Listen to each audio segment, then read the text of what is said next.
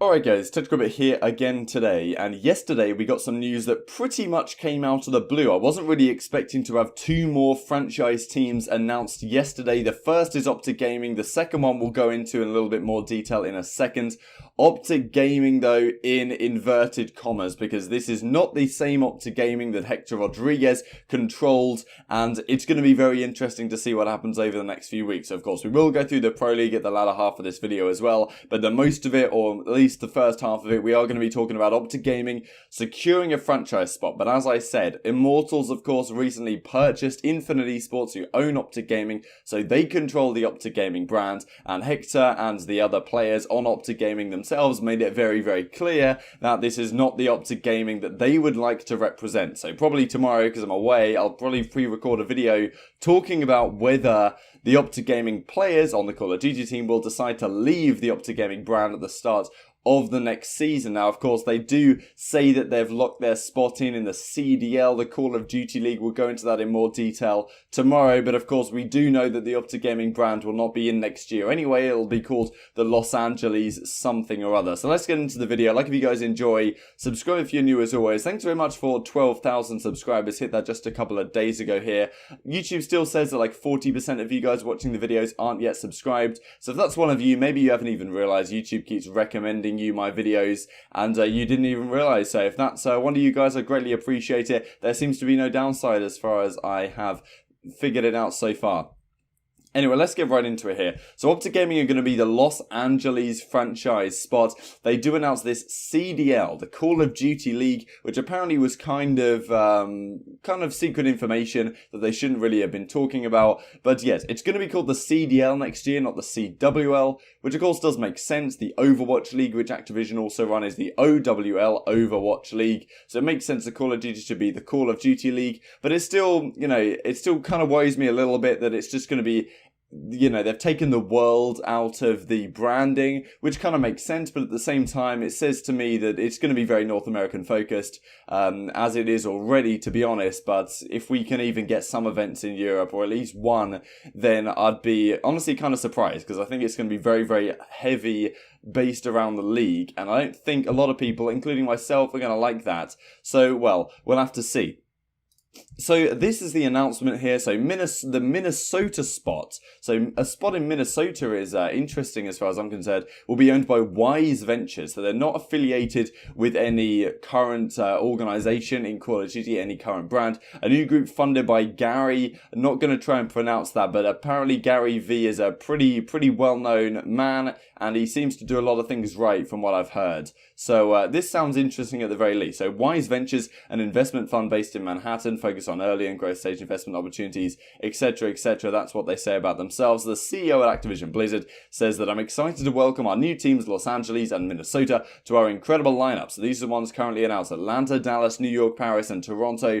And the Toronto one, I think, has Splice, I think, is there, and the Dallas one is Envy. Apart from that, I'd have to look at it in more detail. Together, these ownership groups represent some of the very best organizations in esports and traditional sports, interesting, who will join us in paving the way for the future of professional, city-based competition for Call of Duty. So the city-based stuff is the key element to keep your eyes on here.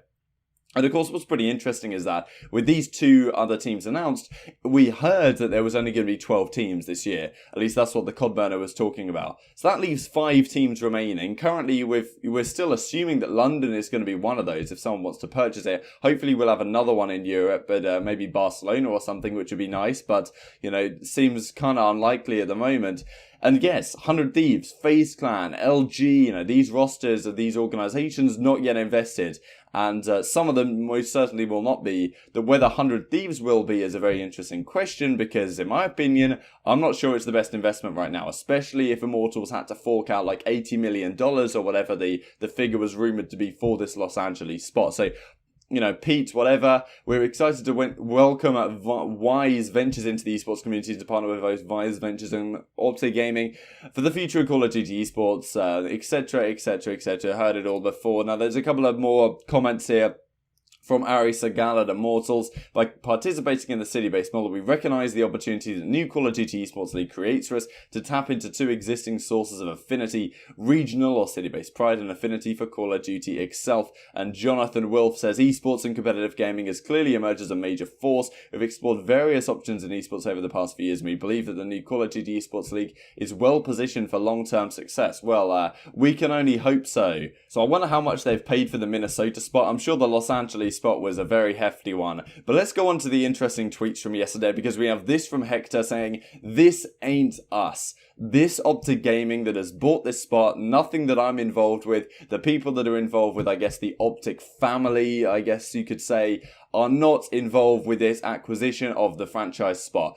And I wonder, I talked about it in Anaheim, actually, I made a video on it, whether Hector will go down the route of trying to create a new organization alongside Chris Chaney and some other investment groups. Of course, there's 5 spots left. Whether Hector can try and get some sort of investment group together to buy a franchise spot is going to be difficult to say that that's even possible. Also, there's a possibility of having a non-compete, you know, so that Infinite Gaming and Immortals decided that, well, the old employees can't create a rival organization to ourselves, and maybe that will hold up. So Hector doesn't go into any more detail than this, but you can see what the players think about it to some degree. Crimsix says the following. He also says this: I've had enough of this. Hope you guys packed the other jerseys. And he even called himself the Average Joes after they finished off their match later in the day. Scump says the following. Well, he just tweets out this classic gif at this point. And Porter, Crimsix once again, he said that that's bait. And then he says that the CDL, the top secret info that they leaked over a location announcement, they probably thought the CWL was already called the CDL, the biggest lol of the tweet. And, well, you know, we already saw this earlier today. I want to go through this in more detail tomorrow, but effectively, the Gears of War team, per their request, asked to be released from OpTic Gaming as a brand. So, well, you can say what you will, because they're probably the best esports team, at least the most dominant of the recent generation.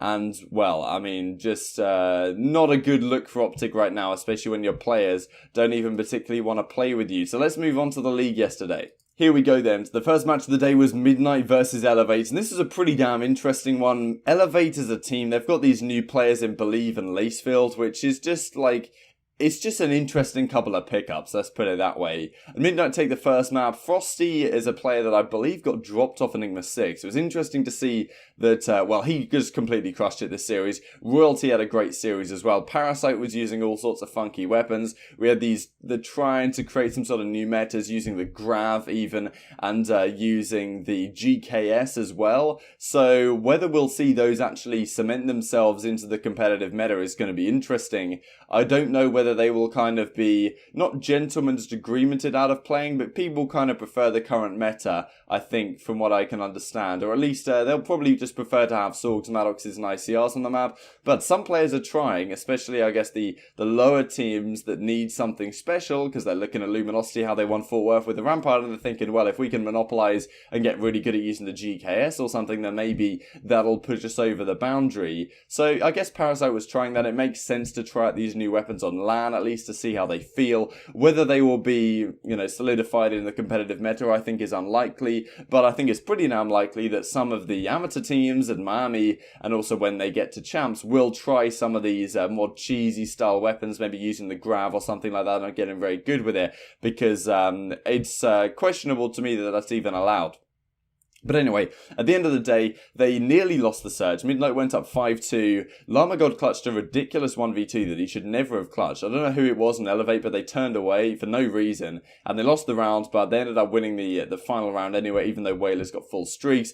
They lose the control, do Elevate, or do Midnight even. Elevate do win it. And then the game 4... you know, just Frosty just went completely off this map, and they won the game on the gridlock hardpoint. So yeah, impressive stuff for Midnight, but we really don't know how good these teams are. Brand new teams. I'm never really gonna rate Elevate that highly without this Skies lineup that they had. I mean, they've gone for minus Skies, minus Breezy, plus Believe and Lacefield. It's in my opinion not gonna work out as well as the old lineup. So then we have E United Reciprocity, and this is an interesting game, very similar in all honesty to when they played at Anaheim, I believe. And it was again a 3-0, but Reciprocity played, it seemed very well on the whole, and it was a damn close series, you know. So yeah, Beezy and Simp just with these new SMGs just absolutely crushing it in terms of the AKD. Now AKD is always a little bit misleading in a way because it really enhances what the S&D performance was. So if one of the players crushed it in S&D, then their AKD might be looking really, really good,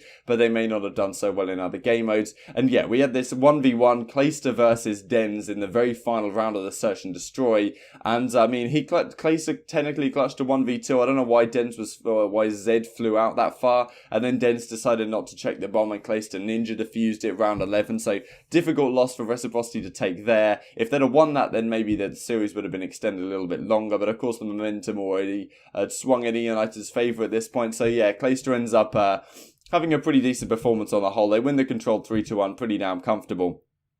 And yeah, Dylan on this new Sorg looked pretty deadly at times. But yeah, it's difficult to go up against United, the best team in the league, at least in terms of their record. And they're very, very scary when it comes to league play anyway. So yeah, feel a bit bad for Reciprocity, but of course a new team. We've got Alex in the team now and still trying to find exactly what's going on. Interestingly, on the Hassie and the Hardpoint, Dens pulled out. He didn't use an ICR map 1. He used a GKS instead of an ICR, which in my opinion is really interesting. And I don't really know why that's even like being used, because it kills in one more bullet than the ICR does, and it can't wallbang like anything. So I don't really know why that was being used. But I guess just to try it out. I feel like on certain maps, in certain engagements, the GKS could be viable over an ICR. But on the whole, the fact that the ICR is heavier hitting and it can shoot through walls, I think does make it the better weapon, let's put it that way. Moving onwards here then, Heretics OpTic Gaming was a surprisingly enjoyable series. And OpTic, the map 1 was very, very close here on Gridlock. Eventually OpTic Gaming run away with it. Well, they didn't really run away with it, but they ended up taking the map. Definitely a questionable series from OpTic Gaming. They didn't look good by any means. Of course, there are a lot of external issues going on right now. But this is the new Heretics with Vortex on the team. Was meant to be Yakko, but it turns out that Vortex did end up getting the spot on the team. He's Italian, but he does speak Spanish because he's played with these guys in the past, or maybe not these guys, but other Spanish guys he's played with in the past, or maybe a Giants roster or something like that. So yeah, Heretics win map 2. Lucky, of course, just way too good for this team, I guess you could say. Lucky and Journey are really dominant players. I really love watching them play, and Metals has been pretty damn good as well. That's always what the question's going to be on this roster, is like, why is Method Sick, you know, retained his spot on the team? He was pretty damn good this series on the whole, but in terms of the overall statistics, it's interesting to keep Method Sick on the team. And yeah, he is now going to be using the main assault rifle, so it's a very interesting squad.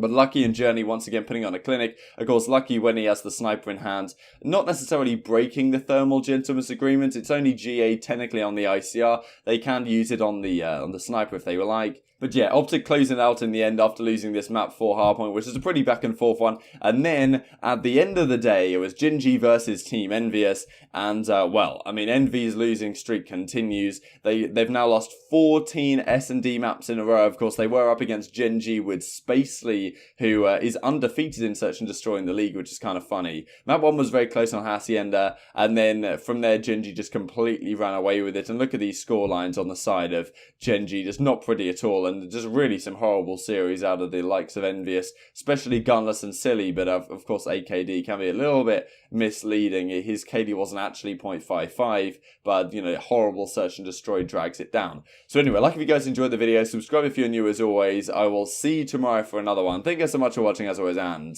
I will see you next time.